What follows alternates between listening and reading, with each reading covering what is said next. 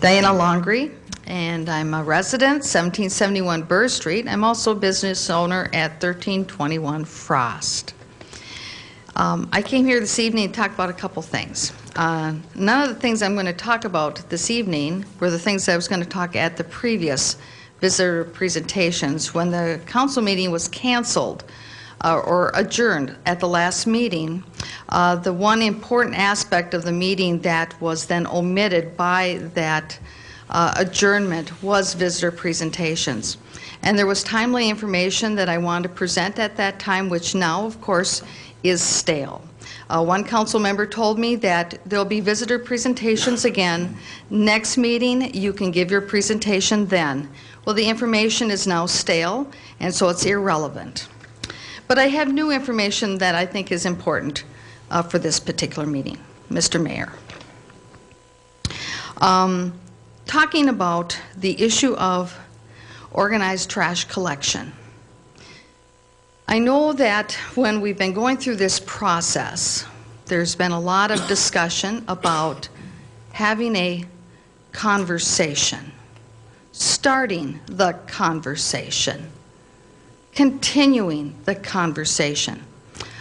I am pleased that, of course, the trash hauling working group meetings were televised so that people who are not able to come to City Hall during the middle of the day could watch those meetings, could be able to see what was going on, to see what was being discussed.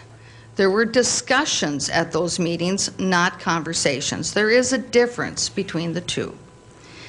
I'm wondering at what point of the process are the citizens going to be engaged in the so-called conversation, because you've already been talking about your RFPs, you know, you've gone way down the road, and so the citizen conversation hasn't occurred. I know that, Mr. Mayor, that years ago you were a firm advocate of democratic governance. Well, democratic governance, whether or not you're applying it to financial principles of how a city might be run financially, you can apply principles of democratic governance also to organized trash collection or not.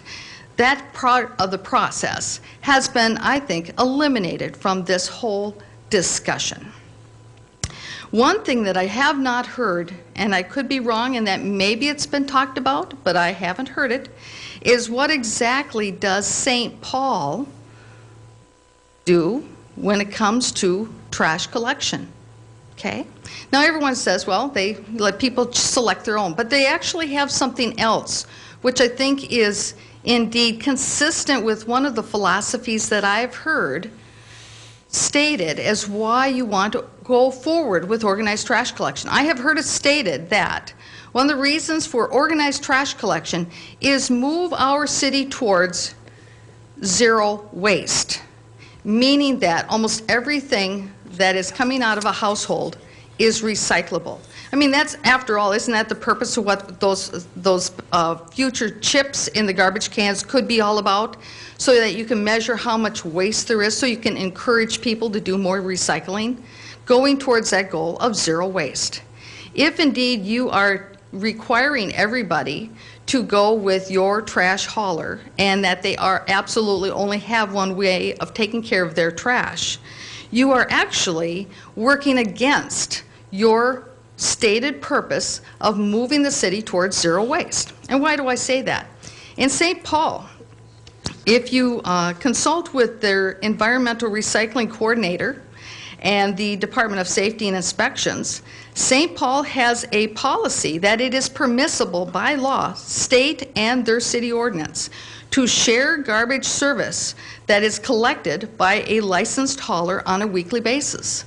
So if you have a couple of people who live on a block who decide to get together to hire a licensed trash collector to combine their trash in St. Paul, that is a permitted way of being able to take care of your trash. Now that encourages people to work together, community collaboration, and also a sense of community of citizens.